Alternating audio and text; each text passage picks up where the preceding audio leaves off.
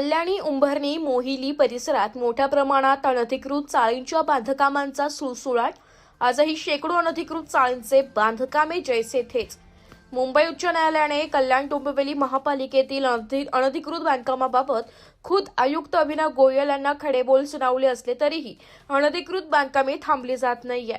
कल्याण डोंबिवली महानगरपालिकेच्या अप्रभाग क्षेत्रात जरीही अनधिकृत चाळींच्या बांधकामावर काही प्रमाणात तोडक कारवाई करण्यात येत असली तरीही आजही दिवसेंदिवस अनधिकृत चाळींचे बांधकामे करण्याचे सत्र काही केल्या थांबण्याचं नाव घेत नाहीये.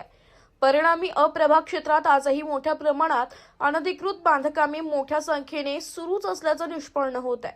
त्यामुळे येथील नागरी सोयीसुविधांवर मोठ्या प्रमाणात ताण पडतोय.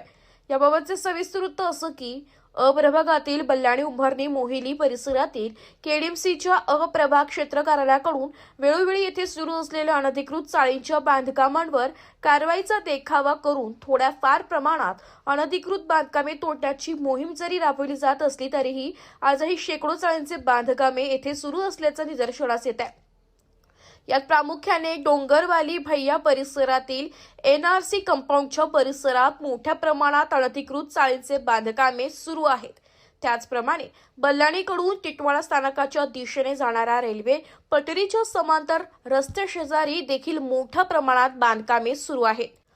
तसेच मोहिली रोड परिसर, मोहिली रोडवरील क्रिकेटचे मैदान परिसर, उंबरणी रोडवरील राजेश्वरी बिल्डिंगच्या मागे, तसेच पिंक सोसायटीचा परिसर, उंबरणी रोडवरील बल्लाणी येथील पाण्याच्या टाकीचा परिसर, बडोदा हायवेचा परिसर, बल्लाणी मार्गे नांदप गावांकडे जाणाऱ्या रस्त्यालगत माताजी मंदिर टेकडीवरील दुबे कॉलेजचा परिसर इत्यादी ठिकाणी मोठ्या प्रमाणात अनधिकृत चाळींच्या बांधकामाचा सपाटा सुरू आहे.